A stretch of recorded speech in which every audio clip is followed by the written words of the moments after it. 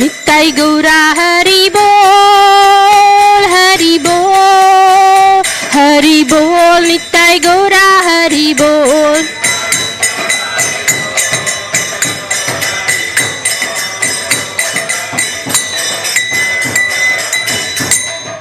Jai Om Vishnupad Paramahansa Parivracharya Asata Shri Srimad His Divine Grace Abhay Channa Ravinda Bhaktivedanta Swami Srila Prabhupada Ki ISKCON Founder Acharya Srila Prabhupada Ki Ananta Koti Vaishnavrinda Ki Namacharya Srila Haridas Thakur Ki प्रेम से कहो श्री कृष्ण चैतन्य प्रभु नित्यानंद श्री अद्वैत गदाधारा श्रीवसति गौर भक्तवृंद की श्री श्री राधा कृष्ण गोप गोपीनाथ श्याम कुंड राधा कुंड गिरि गोवर्धन की वृंदावन धाम की मथुरा धाम की नवदीप धाम की श्री जगन्नाथ स्वामी की यमुना माई की श्रीमती तुलसी देवी की सामवेद भक्तवृंद की निताई गौर Premanandi. All glories to the assembled devotees. All glories to the assembled devotees. All glories to the assembled devotees. All glories to Sri Guru and Gauranga. Shri Prabhupada ki jai. Shri Gurudev ki jai. Namo Vishnu Padaya Krishna Pastaya Putla Srimate Bir Krishna Goswami Niti Namne. Namo Hamsa Nikashaya Prabhupada Priyate Surdash Dinishta Bhentasya Vakyanuvadine. Well, good morning, Hare Krishna, everyone. Welcome to this morning Srimad Bhagavatam class, and welcome to our online viewers who are watching us on Mayapur TV, ISKCON Sydney YouTube, and Facebook. So thank you for listening, and thank you for all the feedback that I've been receiving. It's nice to know what things I can improve on or what things you enjoy listening to. So this morning we are reading from Srimad Bhagavatam, Canto 3, and Chapter 21, which is titled Conversation Between Manu and Kardama. And we are reaching the final verse in this chapter, text 56. So, Om Namo Bhagavate Vasudevaya. Om Namo Bhagavate Vasudevaya. Om Namo Bhagavate Vasudevaya. Narayanam Namaskrityam Naram Chaiva Narottamam Devam Saraswatim Vyasam Tato Jaya Mudire Nasta Prayashu Bhadreshu Nityam Bhagavata Sevaya Bhagavati Uttama Shloke Bhaktir Bhavati Naishtiki Krishnaya Vasudevaya Devaki Nandanaya Cha Nandagopa Kumaraya Govindaya Namo Namaha. Okay.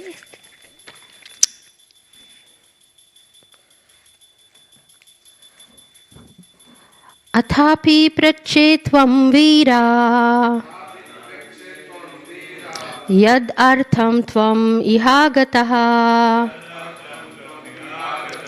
Tadvayam nirvya likena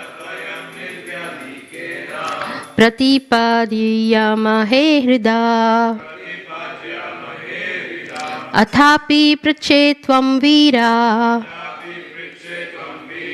Yad artham tvam ihagataha Tadvayam nirvalikena Pratipadyamahe hrida Athapi prachetvam vira Yad artham tvam ihagataha Tadvayam nirvyalikena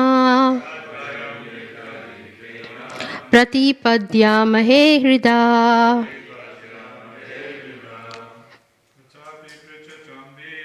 Athapi prachetvam vira Yadartham tvam ihagataha Tadvayam nirvigyalekena Pratipadyamahe hrida Atapi prachetvam vira Yadartham tvam ihagataha Tadvayam nirvyalikena Pratipadyamahe hrida Atapi prachetvam vira Yadartham tvam ihagataha Tadvayam nirvyalikena Pratipadyamahe hrida. Any ladies? Yes, try.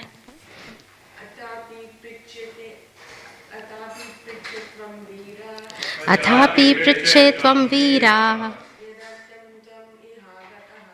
Yadartham tvam ihagataha Tatvayam nirvyalikena Pratipadyamahe hrida. Yes, give it a shot. Athapi prachetvam vira Yadartham tvam ihagataha Tadvayam nirvyalikena Pratipadyamahe hritaha. That was good. Okay, so the words and the meanings. Atha api. In spite of all this. Prache. I ask. Tvam. You. Vira. O valiant king. Yat artham. The purpose. Tvam. You. Iha. Here. Agata. Have come. Tat. That. Vayam. We. Nirvyalikena. Without reservation. Pratipadyamahe. We shall carry out. Hrida. With heart and soul. Okay, so we've got the translation and the purport by His Divine Grace A.C. Bhaktivedanta Swami Srila Prabhupada ki Jai. So the translation of this verse. In spite of all this, I ask you, O valiant king, the purpose for which you have come here. Whatever it may be, we shall carry it out without reservation. So we can all repeat. In spite of all this, I ask you, O valiant king, the purpose for which you have come here. Whatever it may be, we shall carry it out without reservation. So the purport, when a guest comes to a friend's house, it is understood that there is some special purpose. Kardama Muni could understand that such a great king, such as Swayambhuva, although traveling to inspect the condition of his kingdom, must have had some special purpose to come to his hermitage. Thus he prepared himself to fulfill the king's desire. Formerly, it was customary that the sages used to go to the kings, and the kings used to visit the sages in their hermitages. Each was glad to fulfill the other's purpose. This reciprocal relationship is called Bhakti Karya. Bhakti Karya. There is a nice verse describing the relationship between mutual beneficial interest between Brahmana and Kshatriya. Kshatram Dvijatvam. Kshatram means the royal order, and Dvijatvam means the Brahminical order. The two were meant for mutual interest. The royal order would give protection to the Brahmanas for the cultivation of spiritual advancement in the society, and the Brahmanas would give valuable instruction to the royal order on how the state and the citizens can gradually be elevated in spiritual perfection. This is a very nice verse too. We've been seeing this particular chapter has been really very interesting, and it gets even more interesting later on. So, Om Ajnana Timirandasya ज्ञानञ्जना शलाखाय चक्षुरुन्मिलितं येन तस्मै श्रीगुरुवे नमः श्रीचैतन्यमनोविस्तं स्थापितं येन भूतले स्वयं रूपा कदा मह्यं ददाति स्वापदान्तिकं वन्देऽहं श्रीगुरुं श्रीयुतपदकमलं श्रीगुरुं वैष्णवंश्च श्रीरूपं साग्रजातं सहगना रघुनाथान्वितं तं सजीवं साद्वैतं सावधूतं परिजनसहितं कृष्णचैतन्यदेवं श्रीराधाकृष्णपादान् सहगना ललिता श्रीविशाखान्वितंश्च हे कृष्ण करुणा सिन्धु दीनबन्धु जगत्पते गोपेश गोपिका कान्ता राधा कान्ता नमस्तुते तप्त कंचन गौरंगी राधे वृंदावनेश्वरी वृषभानुसुते देवी प्रणमामि हरिप्रिये वंशकल्पतरुभ्यश्च कृपा सिन्धुव एव च पतितनां पावनेभ्यो वैष्णवेभ्यो नमो नमः जय श्री कृष्ण चैतन्य प्रभु नित्यानंद श्री अद्वैत गदाधार श्रीवासादि गौर भक्तवृंदा हरे Krishna Krishna Krishna Hare Hare Hare Ram Ram Ram Hare Hare. So this is the end of the chapter. There is a conversation between Kardama Muni, who is a great sage, and the king Swayambhuva Manu. Swayambhuva Manu has traveled from his kingdom. He's basically the king of the universe, really. And he's come to see Kardama Muni. Why he's come to see Kardama Muni? Because he's got a beautiful daughter, Devahuti. And he's looking for a perfect husband for her. And Lord, the Supreme Personality of Godhead had already visited Kardama Muni. And Kardama Muni's desire was to have a nice wife, a suitable wife. So being a great devotee of the Supreme Lord of Personality, he arranged a wife for Kardama Muni and visited Kardama Muni and told him that, Swayambhuva Manu will be coming along with his daughter to ask for her, to give her hand in marriage to you. And Kardama Muni was remembering those instructions by the Lord. So here he is asking the king, what is just, even though he knows he's been instructed by the Lord already, he's asking, first he actually glorifies the king. And then he says, what purpose you have come, and whatever purpose you have come, I shall fulfill it. Now, we've been reading about Kardama Muni for a while now, for a couple of weeks. And in every verse, you will find that Kardama Muni's personality is such that he imbibes these amazing qualities in anyone who listens. Like when he was able to invoke the Lord to his hermitage, and the Lord came and cried tears of joy. He got a pond, his very own special pond. What was it called? What, Bindu? Something Bindu Sarovar, right? Bindu Sarovar. And that Bindu Sarovar was so pure, just like Ganga, people used to go there and take a dip. Sages, hermitages, rishis, munis. That was the personality of Kardama Muni. And we read, the other day I read, even the animals and the flowers were blooming, lotuses, and bees were humming, and the animals were chanting the hymns. That was such a strength, the power of his personality. And today, whenever we read this about Kardama Muni, his personality is such, he teaches us really good manners, by the way. So today, we're going to learn about how he actually receives a king in such, wonderful manners. Before, we learned about compassion, right? And then we learned about humility, because he had designed his hermitage, a spiritual environment in such a way that people felt so at peace and happy. He created this environment, and we discussed the other day how we can actually create this environment. This is our temple. We learn from that, make it into a very special place. We have our own Bindu Sarovar, Lord Gopinath's here. So we learned quite a lot, and amazing it is we're learning again today the etiquette of how to treat somebody if they come and visit you.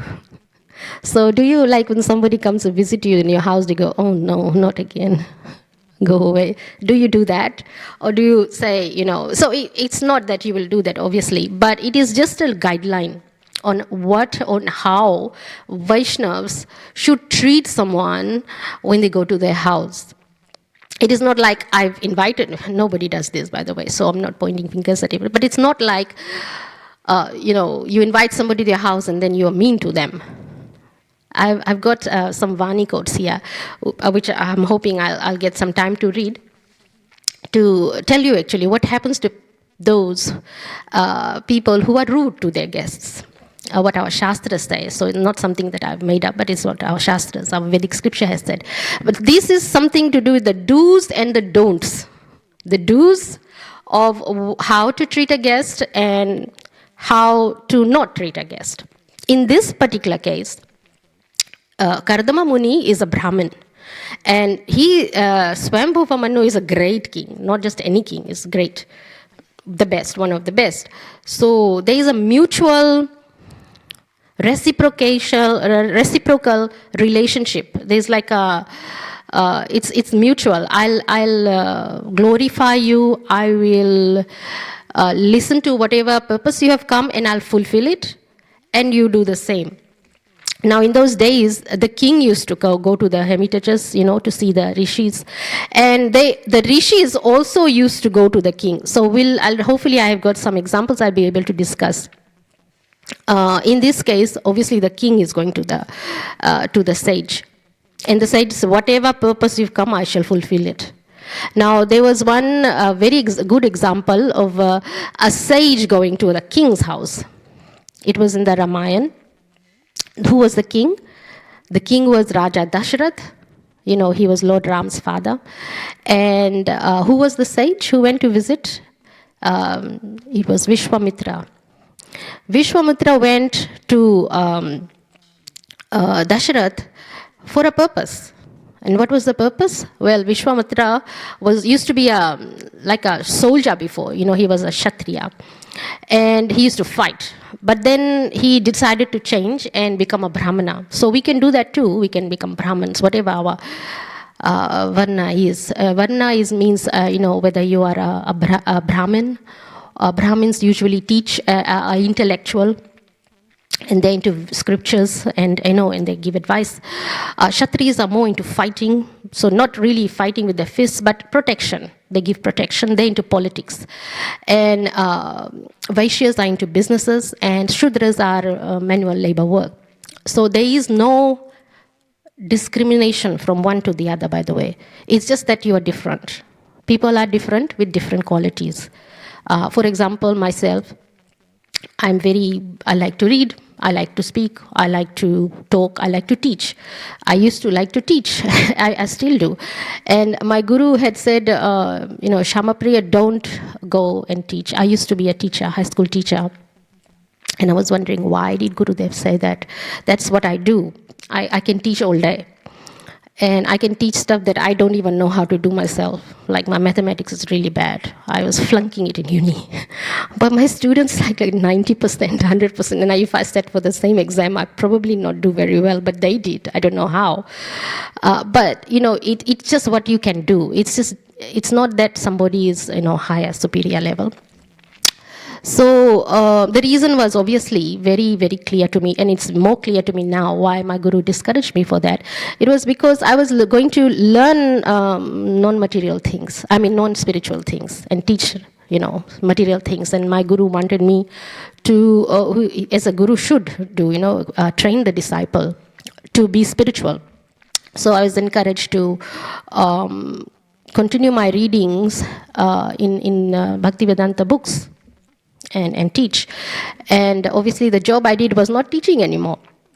And I'm glad he did that, because when my astrologer took out the chart, she said, Syamapriya, it's very lucky you're a devotee, because you would have learned nonsense things. Because that was what I did. Any stresses in life, I'd run to the university and get another diploma. That's what I used to do. That's what I like to do. So that's the Varna. Right? So that's what we do. It's not that you're good at one thing, or so you're a superior, or nothing like that. It actually works together, and that's what this verse is about. You work together. So the Brahman helps the king The king helps the Brahman. So this is the lesson of this class particularly, that we mutually help each other no matter what your varna is. Like there's brahmacharis in this temple. They are known as, well, Prabhupada says it, I don't, they're trained disciples. They are trained. And then they are grihasthas. We have congregation members. Grihasthas are married people, householders. Prabhupada calls them trained householders. Why trained? Because we are in Krishna consciousness and we learn etiquette and we learn the way of, the proper way of life. So they are trained householders. Then we have the vanaprasthas, and Prabhupada calls them retired gentlemen, and they're also trained, and gentlewomen, I guess. And then we have the sannyasis who are in the renounced order. So, but everyone works together. Now, why they work together is, Prabhupada described it, that, if one helps the other, it's just like a body. The Brahmins are the head, the brains. The Kshatriyas are the arms, they fight. And the Vaishyas are your stomach, your belly. They digest the food and then produce the blood, and it goes all around in your body so you can work. And then the Shudras are the legs. So if the leg doesn't work, the rest of the body won't work. If the brain doesn't work, well, pretty useless. And if something happens, you don't use your arms to protect yourself, you can't work. And if the digestion doesn't work, so you obviously will not live. So each part has their own function. So each one of us in this temple, we have our own functions. One cannot survive with the other. That's the whole point. And such is what in our society is, and a material world also. And the reason there's chaos out there is because no one is doing what they're supposed to do. Like a Kshatriya behaves like a Brahmin. This is what's happening outside. In fact, it's written there in our books that the political leaders, they'll be Shudras.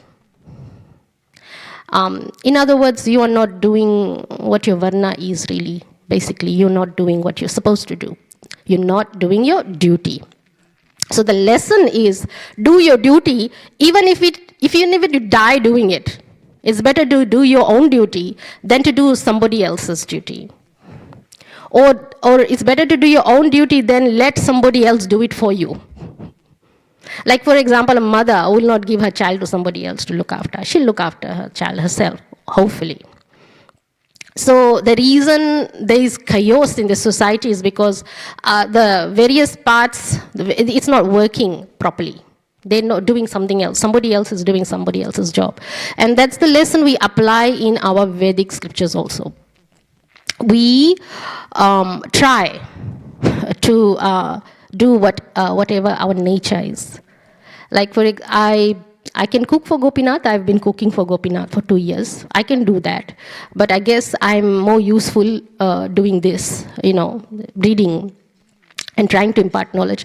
And that doesn't mean that, it's not bhakti. Somebody is, cleaning up flowers or making garlands or cleaning up the floors. It's the same thing. We cannot have a dirty temple to come to. It'll be very wrong. So everybody has their function. And we mutually work together. And then there is no chaos. So that is actually, this is the effect of Kardama Muni actually, that we are able to discuss these things. Otherwise, where are we going to learn this etiquette? And, we learn philosophy, we should chant Hare Krishna, obviously. But there are other things to go along with it. So thanks to him today, we are learning about how to relate to each other. Right? When the king comes. So what do you do when your guru comes to see you? Any ideas? I'd like to have an interactive class. Maybe somebody can tell me. If your guru comes to your doorstep, what do you do? Yes, you offer dhanvats, obeisances. That's the first thing you do. How else do you welcome him? If you were in this situation, Kardama Muni and the king Swayambhava Mamnu, they're sitting having conversations, and he's asking him, what can I do for you? So what do you do for your guru? Any other ideas other than offering obeisances? Yes, give him a seat. Yes, you give him a garland, water, wash his feet. Yes, That's how you greet a sannyasi, you wash his feet, yes. And then with all respect, you speak to him, asking him about Krishna consciousness, how you can, because that's the sannyasi's job, is to impart knowledge. How you can enliven your life with Krishna consciousness, how you can advance spiritually. So when my guru came home, my guru has a sense of humor, by the way, and he's extremely punctual. His Holiness Beel Krishna Maharaj, if he says 5 o'clock, it's 5 o'clock, it's not 6 o'clock. I mean, in Indian times, or even Fijian time, where I come from, people are so relaxed, they take their time. No. He says 5 o'clock, it's 5 o'clock. So 5 p.m. was the time he gave me, that he'll come with his disciples, devotees, for a dinner program, 5 p.m. I was alone at home. I did everything myself. I didn't have any help. So imagine cooking for all these devotees, cooking for my Guru Maharaj, making a garland, making sure the tray is there to wash his feet, and making a asan for him to sit down. And obviously having a clean house. I did all that myself. And so I was tired. By the time it was 5 p.m., I barely had time to throw the sari over my shoulder. There was a knock on the door. And I opened the door and I was like, oh, it's you. I forgot the Dhanvat, I forgot the obeisances. Oh, it's you. And my guru said, were you expecting someone else? So that's his sense of humor. Were you expecting someone else? No, Gurudev. Anyway, he came, sit down. I offered him the garland and seated him. Then the time came for feet washing, because he's a sannyasi. Ladies obviously don't touch the feet, even it is the feet, out of respect. Sannyasis, they stay away from the ladies. It's not that ladies are bad or they are inferior or anything. It's just the way my Guru Maharaj is, probably Prabhus can touch his feet and wash the feet. Ladies can pour the water. So I had no Prabhu in my house. It was just me. And I was in a dilemma, state of, what am I going to do? Guru's home, I'm supposed to wash his feet. I can't take his socks off and wash his feet. So one Prabhu had come along with him, I requested. But the etiquette, that's, how you greet a Guru Maharaj. And then you can perform an arti too, like we have performed arti for our Guru, out of respect. That's respect. Then he says, any questions? Or sometimes he says, what's for prasadam? Even before talking, I'm hungry, I want to eat something. You have to give him some prasadam. Now Kunti Devi also, this is Kunti Devi's experience. Who was there to visit her and how she had to serve him? None other than Durvasa Muni. Durvasa Muni is an expansion of Lord Shiva, potency of Lord Shiva, who is easily pleased and easily angered. When Durvasa Muni comes to your house, you leave town. Why you do that? You run away, because if he gets angry, you get a curse. And he's very, very heavy. And, people have, at his hands, he got into a lot of trouble.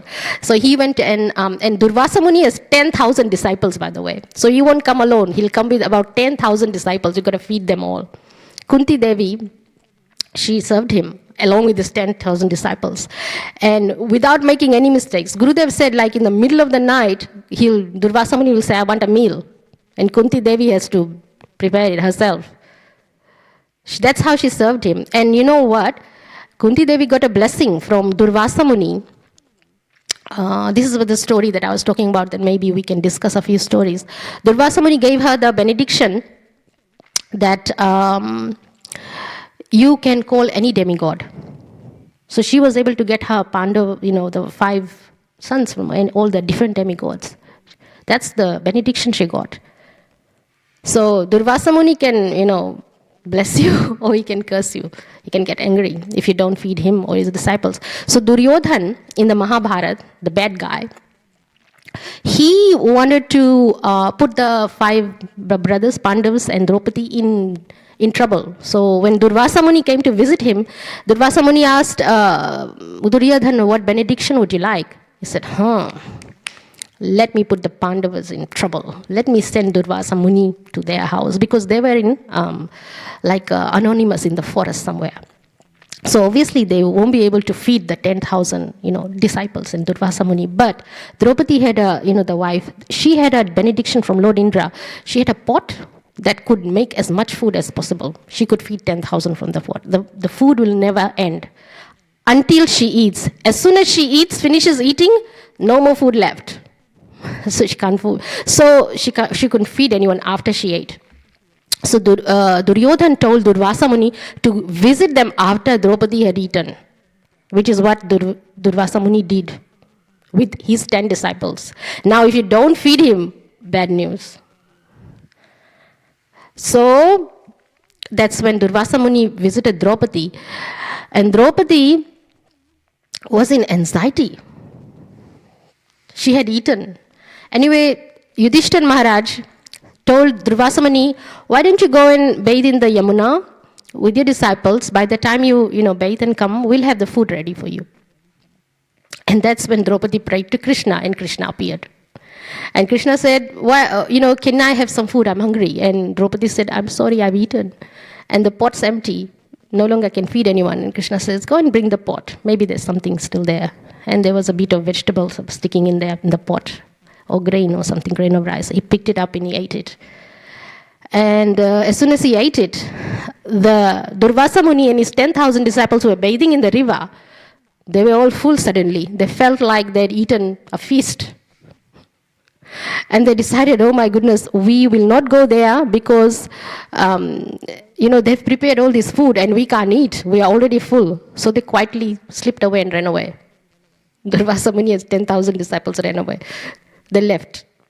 So who came to the rescue? Krishna. So what's the moral of that story is always feed Krishna first.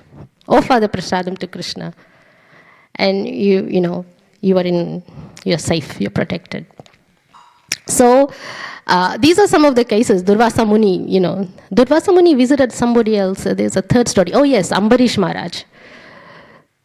There's some very good stories about visit of Durvasa Muni. Ambarish was observing Ekadashi, fasting from grains, all this. And it was Duadashi, the next day. So you break your fasting for the previous day. And that's when Durvasa Muni shows up. And Durvasa Muni went away somewhere, I think chanting mantras, or maybe he was bathing, and Ambarish Maharaj was waiting. But he didn't come, and the time was there for him to break his fast. And he thought, according to Vedic etiquette and, standards, I should break my fast now. Maybe I'll have a little bit sip of water. In the meantime, Durvasa Muni, he had some mystical powers, and he could understand that Ambarish Maharaj, by the way, Ambarish Maharaj is a very pure devotee of Lord Krishna, under Lord Krishna's protection. So he could find out that Ambarish had taken some water. And he was very angry. He came to actually destroy Ambarish Maharaj for doing that. I'm a Brahmana, you are a king, you are low. And how dare you, disrespect me. So Ambarish Maharaj was in problems. And Lord Krishna heard that, and he got very annoyed because his devotee was being harassed. So what he did was he sent his Sudarshan Chakra. And so Sudarshan Chakra chased Durvasa Muni all over the place. In the meantime, Ambarish decided to go on fast again because he was praying for the protection of Durvasa Muni, who is Lord Shiva. And he went everywhere, and the Sudarshan Chakra followed him everywhere. Nobody can escape that. So finally, Durvasa Muni ended up in the Supreme Personality of Godhead's house. Lord Vishnu, Lord Krishna, help, protect me. And there's nothing I can do. Sorry. Let Sudarshan Chakra have you. Or you can go and beg for forgiveness from Ambarish Maharaj. He had no other choice. Durvasa Muni himself, his great personality, went for forgiveness from Ambarish Maharaj. Ambarish Maharaj said, first of all, he prayed to Sudarshan Chakra. We had Sudarshan Chakra Homa, by the way. It's a wonderful thing. I hope we can do it again because it offers protection. So he prayed to Sudarshan Chakra first. Please don't harm Durvasa Muni. And Sudarshan Chakra, out of respect for a great devotee of Lord Krishna, didn't harm Durvasa Muni. And then, anyway, all was forgiven, forgotten. They both sat down and ate something to eat finally. Happy story. So these are some of the things that we should do is, when somebody comes to your house, seat them, give them a glass of water or something, offer them something. Prasadam is the best thing, because you offer Krishna, offer them. And, treat them with respect and say, what can I do for you? And try to help them. Obviously, especially Vaishnavas, devotees of Lord Krishna, when they come to your house,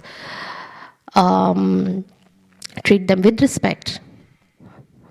So those are some of the do's. Now let's listen to some of the don'ts.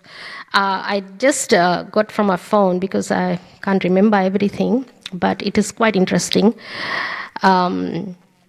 It's written here in our Vedic scriptures. Here. A guest who comes to one's home should be received very politely. If he is unwanted, the householder should not stare at him with blinking eyes. In other words, you shouldn't look at him like, big eyes or whatever it is, blinking eyes. For one who does that will be put into hell, known as Paryavartana. There are different kinds of hells. And special hell is designed for special kind of wonderful karmas. So there's a hell for treating your guests badly. Did you know that? And he says, a householder who receives guests or visitors with cruel glances. Don't even say anything. You just look at them very meanly. I don't know how cruel glance is supposed to look. But with cruel glances, as if to burn them to ashes, is put into hell called Paryavartana, where he is gazed at by hard-eyed vultures, herons, crows, and similar birds. So that's how you're going to be treated. A person is considered no better than a crow if after receiving some food, he does not divide it amongst his guests. In other words, you are very selfish and you just take all the prasad by yourself. Actually, I've seen it happen sometimes in temple. I shouldn't say that. But, something nice is being cooked. They'll eat it themselves and they'll distribute something else. But then the quantity is also, you have to be practical. This quantity has to be able to go around everywhere. If it's a small quantity, what can you do? Sorry, so, if it's large quantity, you can distribute.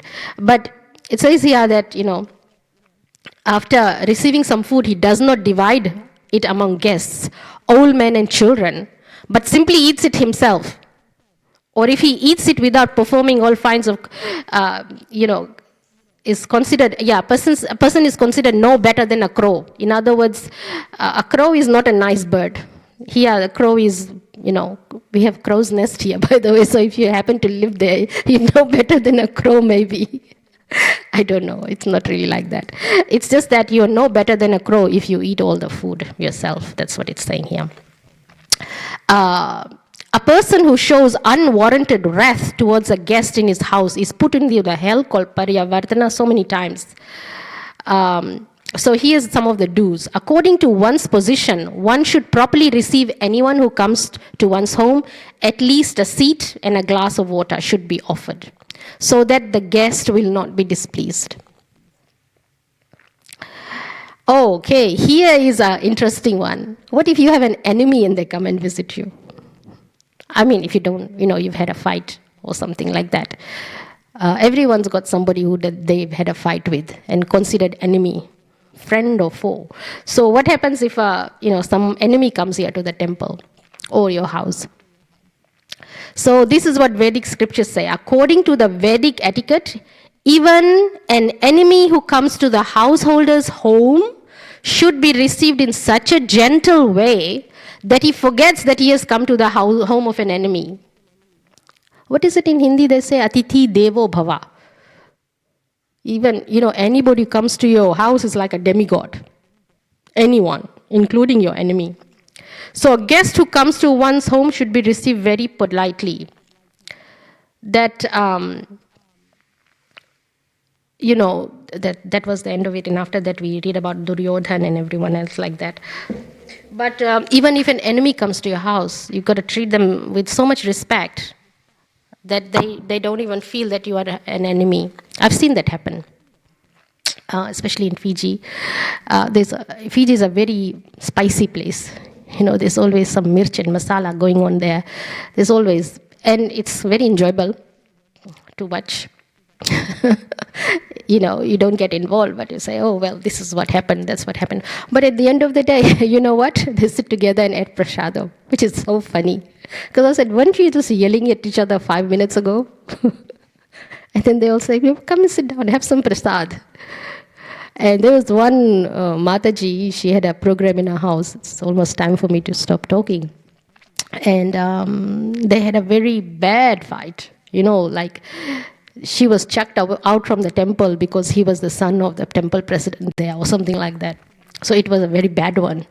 And she moved to another town with her husband and children. And there she had a program, and guess who comes to her house for the program to see the Guru Maharaj? The person who chucked her out, And she said to me, directly, she said, I'm going to feed him prasad today out of my own, I'll cook with my own hands and I'll give it to him in my own home. And she did, with lots of love.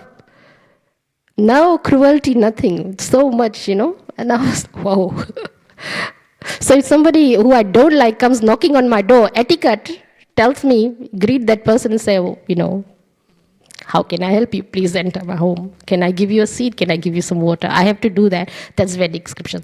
Obviously, there is a proviso condition. If that person is harmful, you can't open your door to such a person. You got to protect yourself. This is Kali Yuga.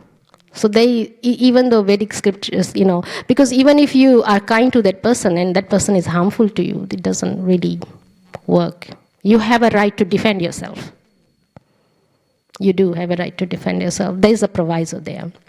My guru tells us that. Even in a marriage, by the way. If the husband or the wife or spouse, or there's somebody practicing violence in the family, you have a right to defend yourself from them. And that happened to me. I hadn't met my Guru Maharaj. And this is before I met my guru, my spiritual master. I was having some problems in my marriage. There was violence happening. And my mother went to the temple for some advice. This is personal. I shouldn't be discussing. Well, some people learn from that because there are many people who are facing these problems and they want to know what to do and how to handle it. So this is how I handled it. So it might help someone. That's why I'm discussing this. So my mother went to the temple and she met a great sadhu there. She rang me, I met a great sadhu. He was all in saffron. And he's really highly qualified and he gave me some, way of, helping you. Because she's a simple lady. She doesn't know, shastras or... To her, he's somebody great. He can perform miracles. So she went there. This is a great sadhu. This is what you have to do. I said, what do I have to do, Mom? Well, if he's killing you, if your life is in danger, the sadhu said you should leave. Because my mom was being traditional. No matter what happens, the marriage is a marriage. You die there, but you don't leave your husband. You don't divorce. You don't leave. That's how we were brought up. It's traditional Indian.